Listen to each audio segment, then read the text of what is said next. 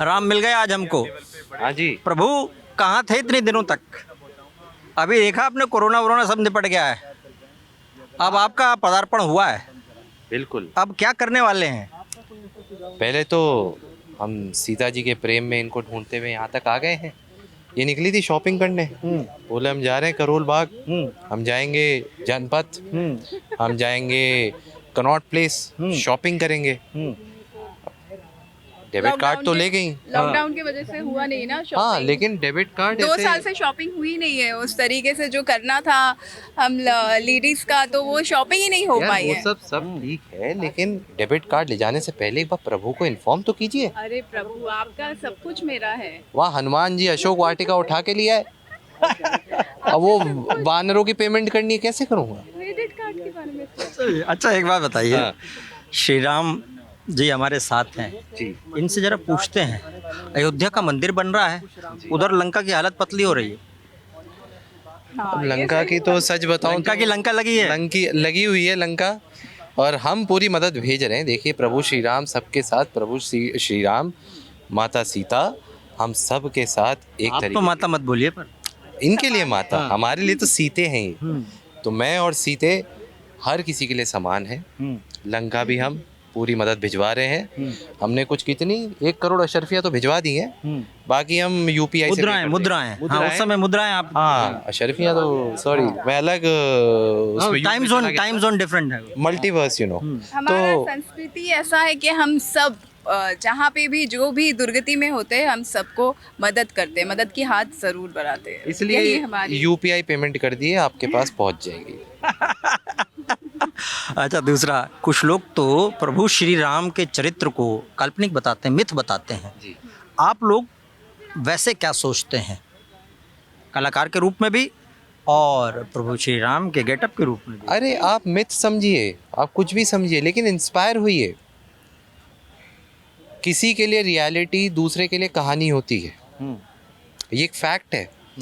प्रभु श्री राम इतना inspirational character है, एक कैरेक्टर की तरह देखिए, उस कैरेक्टर की अच्छाइयों को अपने अंदर लाइए, देखिए आपकी ज़िंदगी बदलेगी, आपके जीने का नज़रिया बदलेगा, आप दुनिया को अलग दृष्टिकोण से देखेंगे। प्रभु श्री राम बहुत ही सरल, बहुत ही अच्छे मन के, कभी भी उनने भेदभाव नहीं किया, चाहे बुरा इंसान हो चाहे अच्छा इंसान, सबके साथ एक स्थिर, और स्थिर बुद्धि रहने से हर मुश्किल का सल्यूशन ज़रूर निकलता है। और मैं ये यंगस्टर्स को कहना चाहता हूँ कि स्थिर बुद्धि रखिए, ये शॉर्ट टेम्पर्ड या कबीर सिंह बन के कोई फ़ायदा नहीं है। राइट, ये तो बिल्कुल अलग बात कही आपने, ये बात गौर करने वाली है बिल्कुल। गौर करें। लेकिन रामलीला आप लोग तो देखा मैंने कि कैरेक्टर आर्टिस्ट हैं, कई कैरेक्टर्स में घुसते हैं, रामलीला के लिए कोई अलग से प्रिपरेशन करनी पड़ती है? पहले लेडीज फर्स्ट। चलिए मैं पहले माता सीता के पास आता हूँ। माता सीता, अयोध्या में मंदिर बन रहा है, उधर लंका की लंका लगी हुई है, इसमें क्या बोलूँ मैं, जो भी है हमारे लिए हमेशा, सबके लिए, जिनके अंदर बुराई है उनके लिए भी हमारे लिए प्रेम है, और जिनके अंदर अच्छाई है सबके लिए प्रेम है हमारे अंदर। तो हमारी जो सतयुग की जो ये स्टोरी है, राम एंड सीता, जो या वो टाइम से, सॉरी त्रेता युग की, मैंने गलत बोला, त्रेता युग से कली युग तक, अभी तक हम राम जी को पूज रहे हैं। मतलब ये विश्वास जो है ये क्यों है, आप बताओ? ये विश्वास के अंदर कुछ सच्चाई है, इसीलिए ना ये विश्वास है। और आज भी आप जय श्री राम, ये जो नारा है, इसके अंदर आपको अलग शक्ति मिलती है, जो आपको प्रेरणा मिलती है। एक बार आप मन से प्रभु को बुला के देखो, आपके सारे जो भी बाधाएं हैं, मुझे लगता है सारे दूर हो जाते हैं। मैंने तो अपना प्रैक्टिकल फील किया है।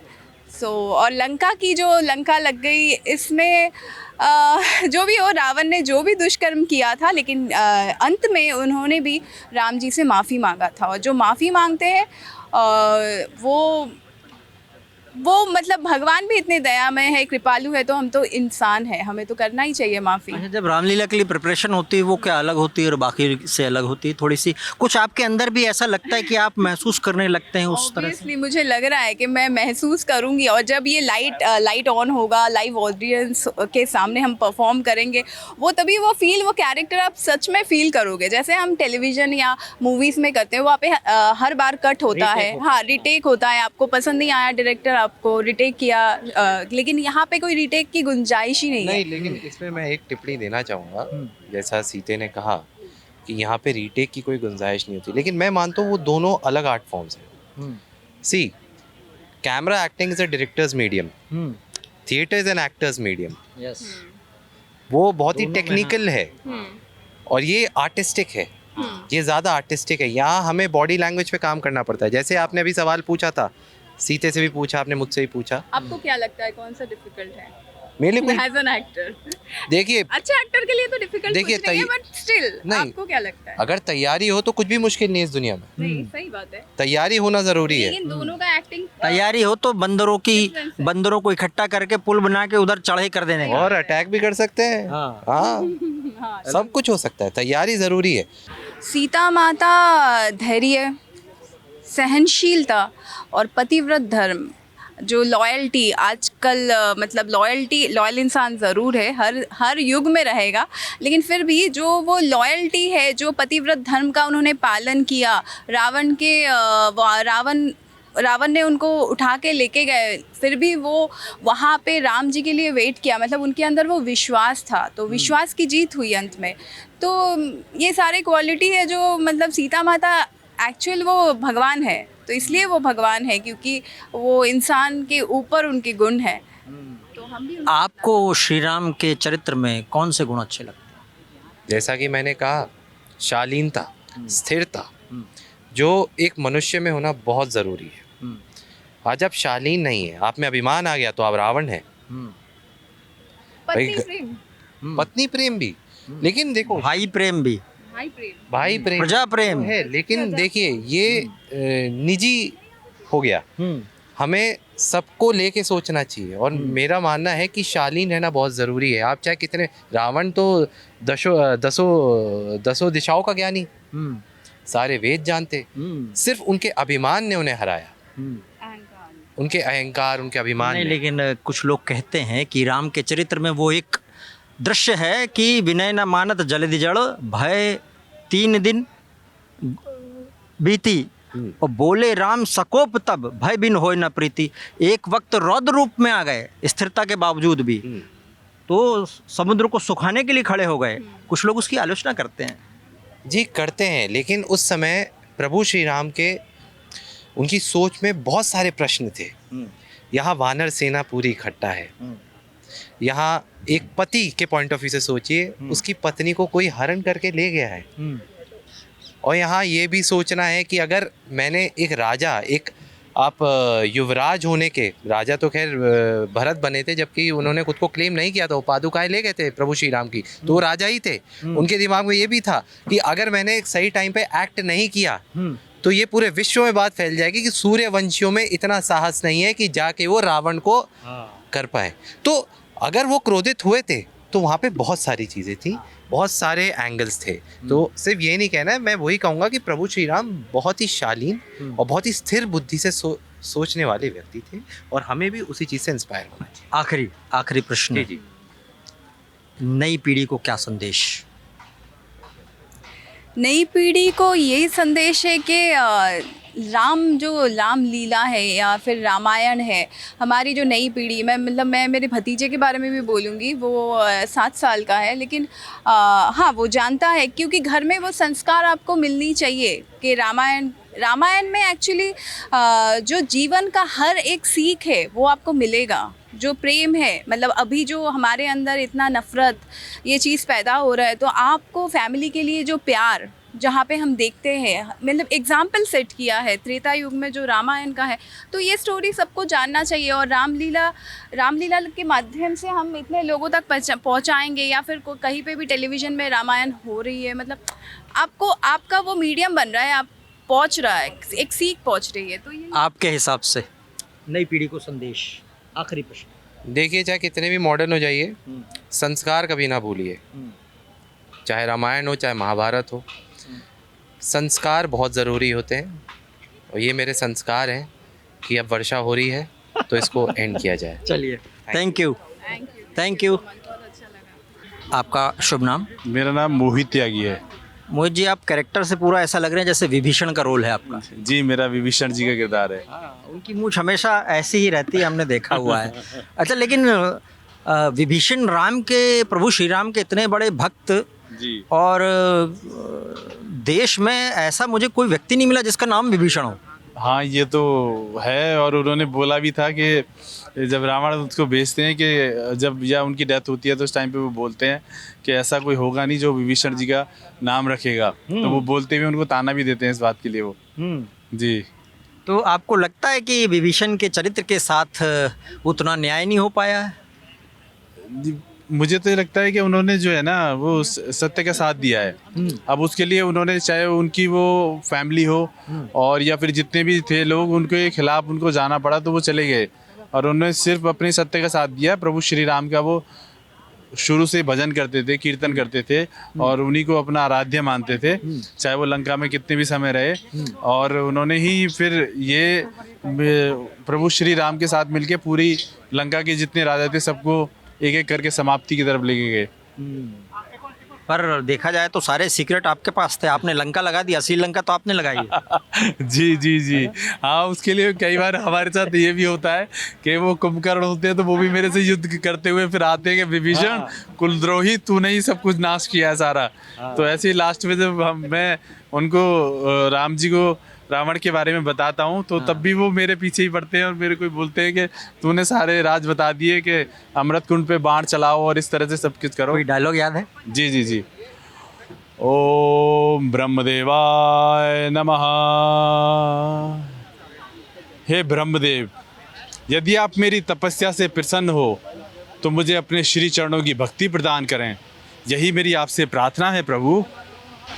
भ्राताश्री, मैंने तो प्रभु से उनके श्री चरणों की भक्ति मांगी है। जब आप कैरेक्टर प्ले करते हैं तो कभी कभी ऐसा होता है कि वो कैरेक्टर आपके अंदर आ जाता पूरा? बिल्कुल होता है जी। मैंने 2016 में किया था शंकर जी का किरदार और 11 दिन तक लवकुश में शंकर जी का किरदार किया था। तो उस किरदार को कंप्लीट करने के बाद मम्मी एक बार मेरे से बोलती है कि चलो बेटा मंदिर चलते हैं। तो मैंने पलट के उनको बोला, मैंने कहा मैं तो भगवान हूँ, मेरे को कहाँ मंदिर जाना है, मैं तो खुद ही भगवान हूँ। तो फिर लेकिन मुझे पता चला नहीं, मम्मी ने कहा बेटा अभी तुम अभी जो किरदार है उससे बाहर आ चुके हो तो अभी मंदिर चलना है, अभी मंदिर चलो। वैसे ये देखा जाए तो बात सही है कि हम सब में भगवान अंदर तो है। हाँ, ये बात तो है। हाँ, तो आपने गलत तो नहीं कहा था, वो ये जरूर है कि किरदार के रूप में था, ये लग बात है। हाँ, वो उस टाइम पे जब हम लोग निभाते हैं तो फिर उसी चरित्र के साथ में काफ़ी देर चले जाते हैं, काफ़ी आगे तक, और उसके लिए थोड़ा सा समय लगता है हमको उस किरदार से बाहर निकलने में। तो उसी तरह से उसमें भी टाइम लगा और जो और किरदार निभाते हैं उसमें भी थोड़ा समय लगता है निकलने के लिए बाहर। रावण एक अट्टहास भरी हंसी, थोड़ी कुटिलता और दिमाग में तरह तरह की योजनाएं चलाने वाला व्यक्तित्व सामने आता है। और इसके किरदार जब हमारे सामने आते हैं तो अखिलेंद्र मिश्रा का नाम भी आता है। अखिलेंद्र जी, गजब संयोग है, अयोध्या में मंदिर बन रहा है, उधर लंका की लंका लग रही है।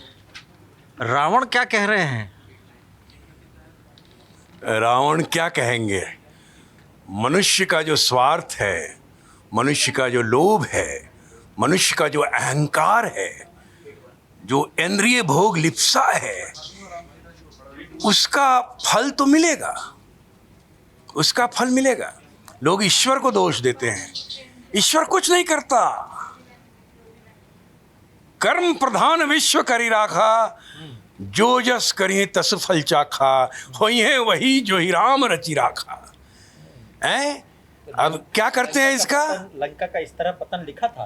तो जैसा कर्म करोगे, पूरी सृष्टि को कर्म प्रधान बनाया है, आप जैसा कर्म कीजिएगा वैसा भोगिएगा। आज देखिए, आज भारतवर्ष का कर्म देखिए, हमारे यशस्वी प्रधानमंत्री, उनका कर्म देखिए, विश्व में आज भारत डंका बजा रहा है। क्यों? और सबको सहयोग करने के लिए खुले हाथ से खड़े हैं और सहयोग किए जा रहे हैं।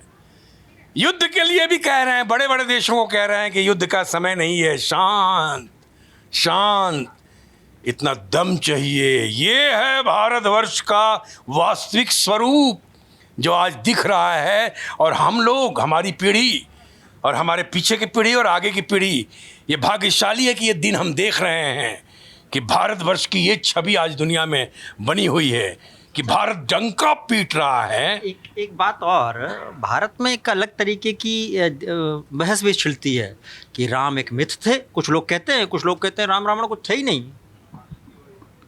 आपको उन लोगों को क्या संदेश देंगे आप? बोलिए, उनसे जरा पूछिए कि कोविड में पता चला कि राम कौन है, कब किसकी श्वास खींच गई, पता चला है? पता चला कि श्वास क्या होता है, ऑक्सीजन क्या होता है, फेफड़ा क्या होता है, पता चल गया ना।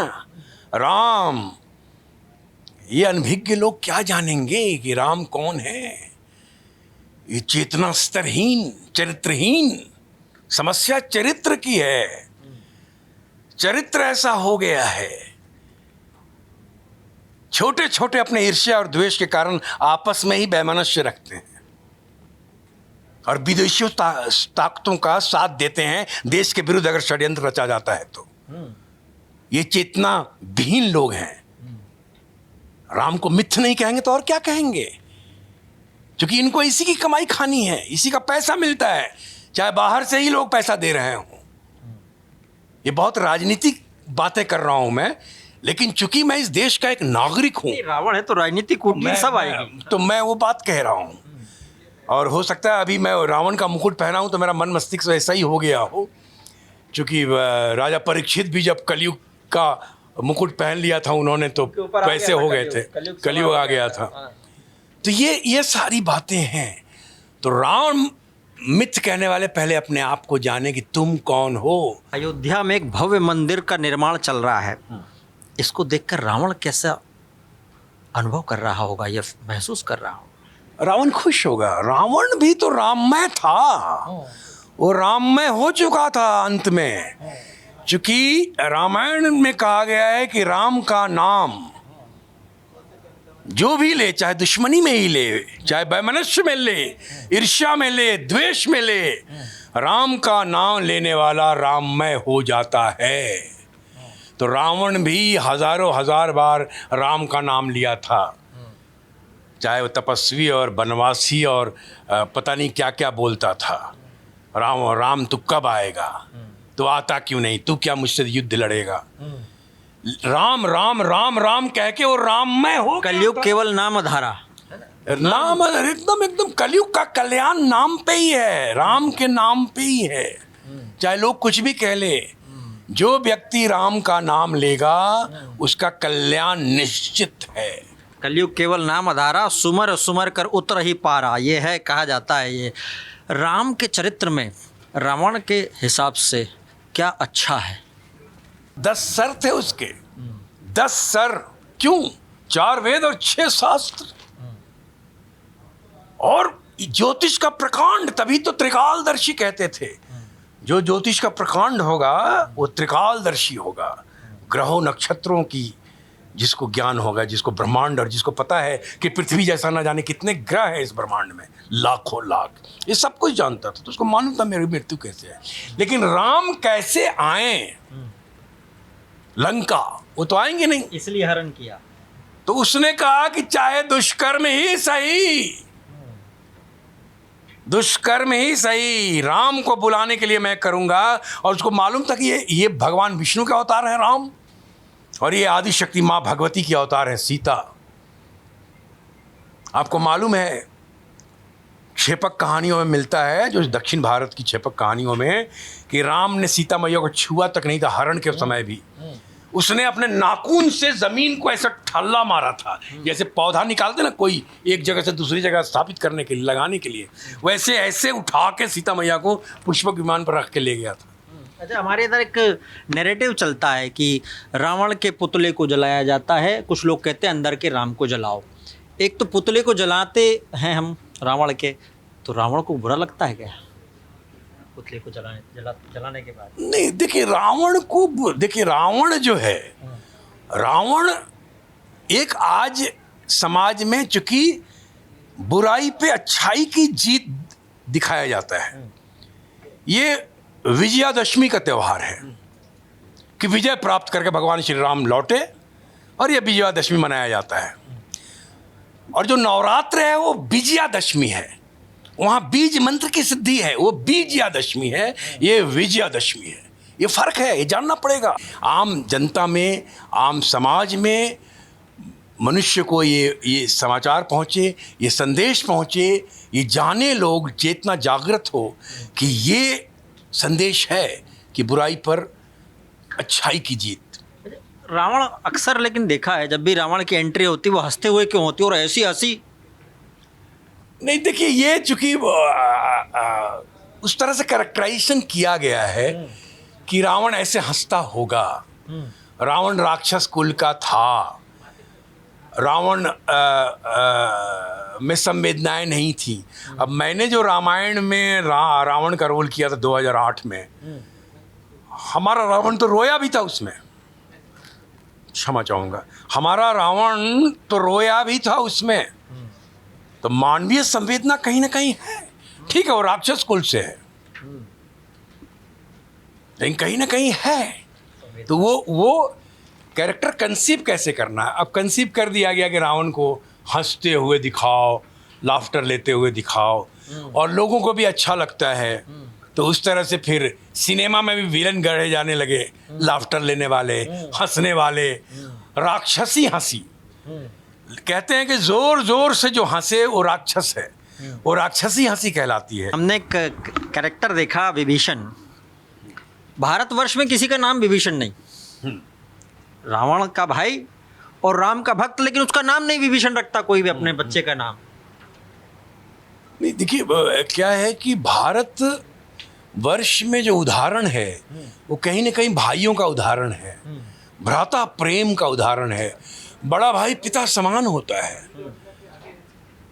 तो इसलिए किसी एक भाई का नाम विभीषण, चूंकि कहीं ना कहीं विभीषण ने, अगर एक दृष्टिकोण से देखे तो विभीषण ने भ्राता द्रोह तो किया उसने, लेकिन अगर जीवन के लक्ष्य के हिसाब से देखें, प्रभु की प्राप्ति जो जीवन का लक्ष्य है वही है, वो उसके लिए वो प्रभु की तरफ चला गया, चूंकि वो भक्त था तो उस तरफ चला गया। लेकिन चूंकि भ्राता द्रोह कहा जाता है कि ऐसा भाई दुश्मनों को नहीं देना चाहिए, दुश्मनों को मत दिया लो नहीं भाई, ऐसा भाई भगवान ना दे ऐसा भाई। मेरे ख्याल से इसलिए जिस समय रावण मरणोन्मुख था, डेथ्स बेड पे था, तो मेरे ख्याल से 3 जो सीक्रेट दिए लक्ष्मण जी को, उसमें से ये भी था कि सीक्रेट किसी को मत बताना, यही था ना? बिल्कुल, उसमें था कि कभी भी शुभ काम में देर नहीं करना चाहिए, जो सोचा तुरंत कर दो, अपनी सोची हुई बात जो तुम करने वाले हो किसी को कभी मत बताना, और पर स्त्री पे कभी भी नज़र मत डालना। मैंने तो हरण किया, मैंने ये दुष्कर्म किया। तो समाज के लिए एक मैसेज है। आज जिस तरह से हमारे समाज में नारियों पे अत्याचार होता है, उसके लिए बहुत बड़ा संदेश है ये। इस संदेश को बहुत ही अंडरलाइन करके, रेखांकित करके उजागर करना चाहिए कि रामायण में ये क्या संकेत रावण ने दिया है। ये राम का भी संदेश नहीं है, ये रावण का संदेश है। कम से कम रावणों, जो समाज के रावणों हो, वो तो सुनो कि रावण ने क्या कहा है कि पर स्त्री पर नजर उठाकर मैं मत देखना, सोचना भी नहीं। रावण का ये संदेश अगर लोगों तक पहुंचे तो ये जो आजकल हम अखबारों में, टीवी में देखते रहते हैं दुष्कर्म वगैरह की घटना, बिल्कुल, वो मुझे लगता है कि बहुत हद तक कम हो सकती है। इसको रेखांकित करके प्रचार प्रसार करना चाहिए कि रावण ने ये मंत्र दिया है। कम से कम जो राम के मानने वाले नहीं हैं और इस तरह का कुकर्म कर रहे हैं, वो रावण की बात तो माने, रावण की बात तो मानेंगे ना, अपने भाइयों की बात तो मानेंगे। हाँ, अपने भाइयों की बात मानेंगे। अच्छा, एक अपने आर्टिस्ट के लेवल पे सवाल, यार रावण का कैरेक्टर निभाते हैं तो कभी कभी ऐसा लगता है कि 10 दिन के बाद अंदर थोड़ा बहुत कैरेक्टर बच गया है? नहीं, चूँकि अब हमें आदत सी हो गई है, हम 40 साल से थिएटर करते आ रहे हैं, और एक रोल किया, फिर हम उस रोल को निकाल दिया हमने, फिर दूसरे रोल को, दूसरा चादर ओढ़ लिए, फिर तीसरा रोल। तो वो शरीर जो है, शरीर तो एक यंत्र है, जो अंदर जो चित्त है, चित्त की जो वृत्ति है, जो प्रवृत्ति है, जो प्रकृति है, जो आवृत्ति है, जो आकृति है, उसको डिलीट मारना पड़ता है। अच्छा, जाते जाते रावण हंसी हंसी में क्या कहता है? ऐसा क्या अंदर से क्या होता है जैसे हंसी निकलती है?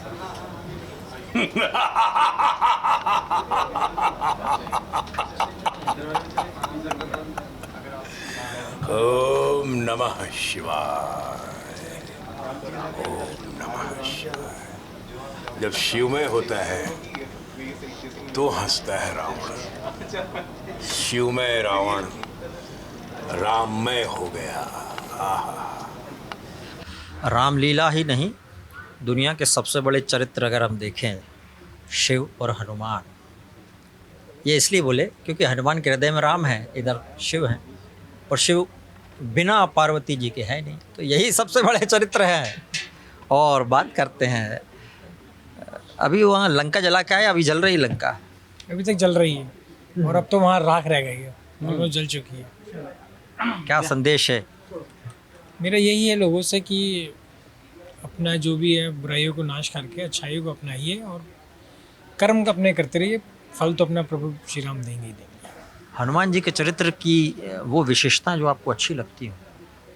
एक तो उनका बालकपन जैसा टाइप में, मतलब राम जी के तो सेवक थे ही वो, और शैतान भी बहुत थे, बहुत शैतानियाँ करी उन्होंने, तो ये थोड़ा सा मुझे अच्छा लगता है। ज़्यादा अच्छा लगता है जी। शिव जी के चरित्र जब आप निभाते हैं तो क्या ऐसा होता है कि वो उन चीज़ों का, उन बातों का पालन करते हैं? रामलीला करते समय ऐसा होता है कि क्या आप बिल्कुल अलग दुनिया में जाके बिल्कुल सात्विक जैसा पालन करते हैं, ऐसा होता है? जी, ऐसा तो बहुत कुछ होता है, और ये मेरा पूर्व जन्म की कमाई थी या पूर्व जन्म का मैं क्या किया हूँ, मुझे खुद समझ में नहीं आता। इस मंच पे, ये लौह कुश रामलीला के मंच पे, ये मेरा 5वां साल है। मैं 2018 से कंटिन्यू करता आ रहा हूँ, और पब्लिक का प्यार, आशीर्वाद, अपने लौह कुश कमेटी के लोगों का एक विश्वास हमारे प्रति, और महादेव का आशीर्वाद, ये अद्भुत है। और कर रहा हूँ, मैंने एक सीरियल भी किया था, उसमें भी महादेव की भूमिका निभाई थी हमने। और ओम नमः शिवाय, ये विघ्नहर्ता गणेशा, और जय जय बजरंगबली, ये सारे मैंने महत्व के बहुत सारे सीरियल किए हैं। तो उसका कुछ फ़ायदा हुआ, जो इस किरदार में मैं पूरी तरह से ढल गया। इस पृथ्वी के लोगों को क्या संदेश देना चाहेंगे? जी, मैं यही कहूँगा कि हमेशा एक चीज़ याद रखें कि सच्चाई की हमेशा जीत होती है, कभी अपने रास्ते से भटके ना। जब रामचंद्र जी धरती पे मनुष्य रूपी रूप में आए थे, तो चाहते तो लंका को सेकंडों में ख़त्म कर सकते थे, माँ सीता को लेके तुरंत आ सकते थे, लेकिन एक मनुष्य के ऊपर जब विपत्ति आती है तो धैर्य कैसे रखना चाहिए, वो उन्होंने बताया है कि कभी भी कुछ भी घटना घटे, उस समय इंसान को घबराना नहीं चाहिए। जो होगा वही होगा, कहते हैं ना, होई है वही जो राम रची राखा। तो राम की जो कृपा है, जो होनी है, वो हो के रहेगी, क्योंकि होनी ही प्रबल है, तो ये होती ही है। वो कहते हैं ना, वो तुलसी कृपा राम की, होनी है तो होए, और अनहोनी होनी नहीं, होनी हो तो होए, है ना? कोई डायलॉग जो आपको अच्छा लगता हो? मैं ही आदि हूँ, मैं ही अंत हूँ, मैं ही जीवन हूँ और मृत्यु भी मैं ही हूँ। मैं नश्वर हूँ, मैं नीलकंठ हूँ, नर भी मैं हूँ, नारायण भी मैं हूँ। मैं देव नहीं, महादेव हूँ। ओम नमः शिवाय।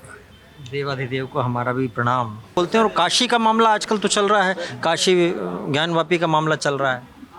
देखिए, जो सच्चाई है वो छुपती नहीं है, और ये होना भी चाहिए। हम लोगों ने सदियों से बहुत कुछ बर्दाश्त किया है और करते आए हैं, और जहाँ कृष्ण की है जगह, वो तो जगह बननी ही है। तो मैं यही कहूँगा। और ज्ञानवापी भी वही है, तो वहाँ भी तो बनना चाहिए। तो इसमें देर क्यों? अब समय आ गया है, पहले अयोध्या, फिर मथुरा, फिर काशी। रामलीला जो है, लीलाएं चल रही है विभिन्न तरह की। हमने 2018 में इसी मंच पे बोला था कि अयोध्या में राम जन्मभूमि बनेगी, और जरूर बनेगी, क्योंकि सच्चाई वही है, खुदाई में सब कुछ निकला है। तो फिर अब किस बात की देरी है? अब अयोध्या तो राम की नगरी है। इधर ज्ञानवापी में प्रकट हो गए हैं जी, ऐसा लोग बोलते हैं जी। तो सामने दिखेगी, अब देरी कहाँ है? अब तो रास्ते पे कुछ लोग उसके विरोध में भी हैं, वो कहते हैं ऐसा नहीं है। देखिए, पक्ष और विपक्ष सदियों से चला आ रहा है, वो तो होगा ही, और वैसा हो जाएगा तो फिर फिर विपक्ष रह कहाँ जाएगा। पक्ष विपक्ष सबको सब साथ चलते हैं, ये विशेषता है। दिन है तो रात है, रात है तो सुख दिन है, और दुख, सुख है तो दुख है। हाँ, ये जीवन की धारा है, ये दो वो चलती ही रहेगी। चलती रहेगी। लेकिन अच्छी बात यह है कि ये जो सच्चाई की जीत होती है और वो होगी। बुराई जो भी हो, हाँ। किसी भी तरह की बुराई, हाँ। अंदर की बुराई, बाहर की बुराई, देश दुनिया किसी की बुराई, सच्चाई आती ही। वो धीरे धीरे कमज़ोर हो जाती है। और यही संदेश रामलीला से है। लक्ष्मण जी से पूछते हैं, लक्ष्मण जी जय श्री राम। जय श्री राम। कुछ लोग कहते हैं कि राम एक मिथ है और गुत्थम गुत्था हुए जा रहे हैं। कुछ लोग तो ये भी कहते हैं वो जो पुल बना था ना, वो पुल कुछ वो नहीं है, वो सब झूठी है, सारी कपोल कल्पनाएं हैं। देखिए, ये जो मिथ शब्द है और ये जो भ्रम की उत्पत्ति है, ये उन लोगों के जीवन में रहते हैं जो अपने जीवन में खुद ही कंफ्यूज्ड हैं। तो ये उन लोगों का सबसे बड़ा प्रॉब्लम है। अभी मानो तो भगवान, नहीं मानो तो फिर कुछ भी नहीं है। तो ये उन लोगों का हेडेक है जो नहीं मानते कि राम कौन थे और ये पुल था या नहीं था। तो ये उनकी सबसे बड़ी प्रॉब्लम है, हमारी प्रॉब्लम नहीं है। हमने जितना एक्सप्लेन करना था कर लिया। वो जाके गूगल कर ले, रिसर्च कर ले, उनको पता चल जाएगा कि राम का जो साइंटिफिक उनका होना है या नहीं, वो आपको सब पता चल जाएगा। उधर अयोध्या में राम मंदिर बन रहा है, लंका की एकदम ऐसी लंका लगेगी कि मतलब पूछो मत। देखिए, कहते हैं ना कि धर्म की आज नहीं तो कल विजय होनी ही थी। तो ये वो समय आ चुका है कि अयोध्या का निर्माण अब सही समय पर है और वो जलने वाले जो हैं वो तो जलते ही रहेंगे, पर उसे कोई नहीं रोक सकता। ये अयोध्या तो ठीक है, अयोध्या मथुरा क्या बोलते थे, अयोध्या तो एक झांकी है, मथुरा काशी बाकी। ये कौन सी लीला चल रही है? देखिए, ये लीला तो अभी शुरू हुई है, अभी शुरू भी नहीं हुई है। तो अभी वो जो शाहरुख खान का डायलॉग है ना कि पिक्चर अभी बाकी है मेरे दोस्त, तो वो अभी आपको पिक्चर देखने को मिलेगी। जो आपका डायलॉग है ज़रा बोल के सुनाइए। मथुरा काशी, हाँ, अयोध्या तो झांकी है, मथुरा काशी बाकी है। अयोध्या तो झांकी है, मथुरा काशी बाकी है। तो ये बिल्कुल सही कहा है भूपेंद्र जी ने।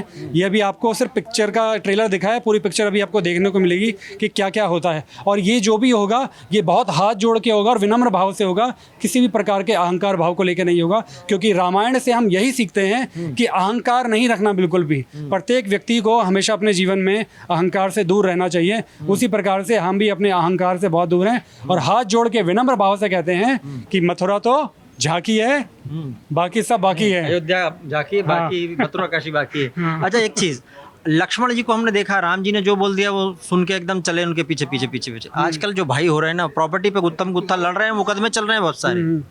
देखिए, यही है, कलयुग का प्रभाव आ चुका है कि अब वो भाव रहा नहीं। लेकिन ये है कि आज भी राम और लक्ष्मण जैसे लोग जीवित हैं संसार में, तभी कलयुग बचा हुआ है। कहते हैं ना, शास्त्रों में भी कहा गया है कि जिस दिन जो है कलयुग अपनी चरम सीमा पर आएगा, उस दिन इस कलयुग का, इस पृथ्वी का नाश हो जाएगा। यानी कि ये सच है कि राम लक्ष्मण जैसे लोग अभी भी इस धरती पर हैं। राम जो है इस देश की संस्कृति है। करेक्ट। राम के लिए आप क्या बोलेंगे?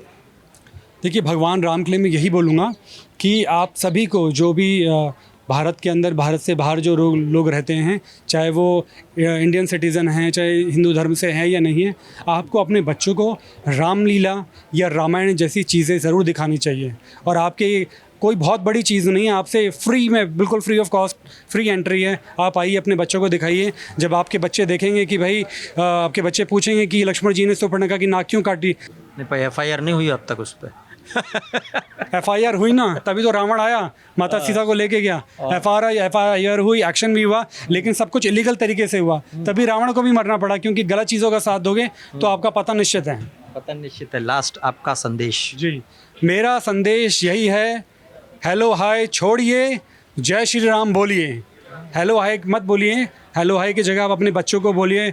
जिससे बच्चे बोलते हैं हे व्हाट्सअप डैड की जगह हे पिताजी जय श्री राम।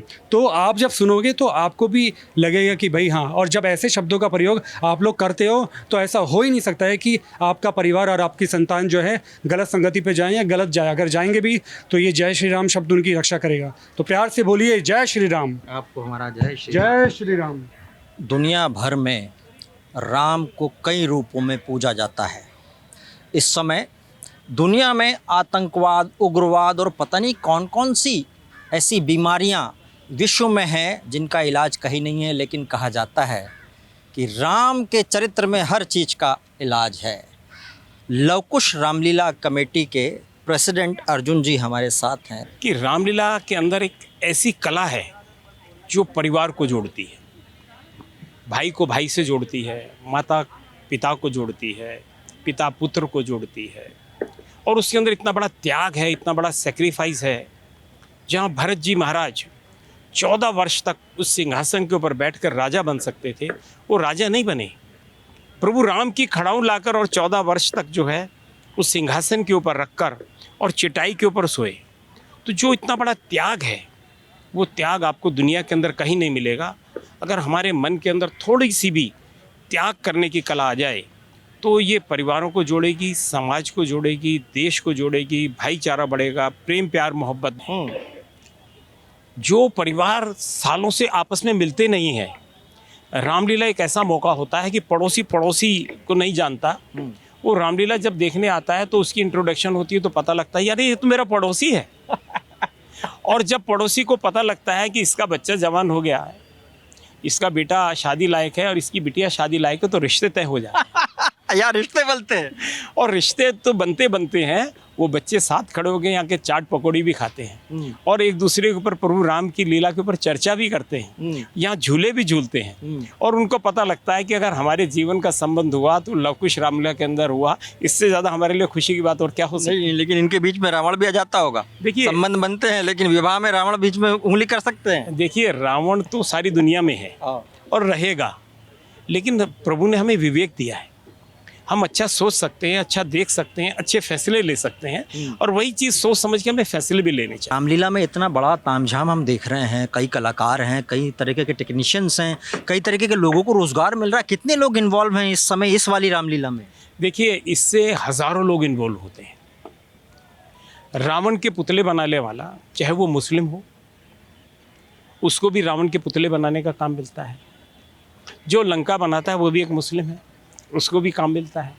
मुंबई से मोहम्मद इरशाद आए हैं, उनको मेकअप करने का काम मिलता है। ड्रेस वाले को ड्रेस बनाने का काम मिलता है। स्टंट वाले को स्टंट सीन करने का काम मिलता है। क्रेन वाले को क्रेन लगाने का काम मिलता है। कॉस्मेटिक्स वाले को कॉस्मेटिक्स बेचने का काम मिलता है। टेंट वाले को टेंट लगाना पड़ता है। कैलकाटा से आर्टिस्ट आते हैं, वो प्रभु राम का चित्र बनाते हैं, सुभाष चंद्र बोस का चित्र बनाते हैं, बहुत खूबसूरत कलाकारी करके, और ये सब चीज़ें बनाते हैं। फ्लेक्स वाला जो है फ्लेक्स बनाता है। जो लोग ये सवाल उठाते हैं कि रामलीला की ज़रूरत क्या है या इस तरह की पौराणिक चीज़ों की ज़रूरत क्या है, वो अर्जुन जी की बात को ज़रा ध्यान से सुने। क्योंकि अगर आप मानते हैं कि राम मिथ है तो आप ये देखिए वो मिथ में ही कितने लोगों को रोज़गार दे रहे हैं। उनकी लीला अगर आप ये मानते हैं कि वो नहीं है और वो नहीं है तब भी इतने लोगों को रोज़गार मिल रहा है, मतलब ये चमत्कार से कम नहीं है। लव कुश रामलीला, इसके डायरेक्टर हैं हमारे साथ में। आपका नाम? मेरा नाम परवेश है। सभी दर्शकों को जय श्री राम, और पूछिए आप मुझसे जो पूछना चाहते हैं। परिवेश या परवेज? नहीं, मेरा नाम है प्रवेश। प्रवेश जी। प्रवेश जी, ये इस बार की रामलीला में क्या ख़ास आपने किया है? क्या अलग रहेगा थोड़ा सा? नहीं, मैं नहीं होता कोई कि मैं कुछ खास करूं। हाँ, मेरी सोच है थोड़ी सी जो इसको खास बना रही है। हम एक भव्य स्टेज लेके आए हैं और 3D मैपिंग से हम खेल रहे हैं। हमारे पुतले बहुत हाइटेड हैं। हम हवा के बहुत सारे दृश्य कर रहे हैं जो मेरे ख्याल और किसी रामलीला में नहीं होते। हमारे यहाँ सेलिब्रिटी अदाकारी करते हैं जो मेरे ख्याल और किसी रामलीला में नहीं होती। तो हमारे यहाँ की बहुत सारी खासियत है जो इस रामलीला को और अनोखी रामलीला बनाते हैं।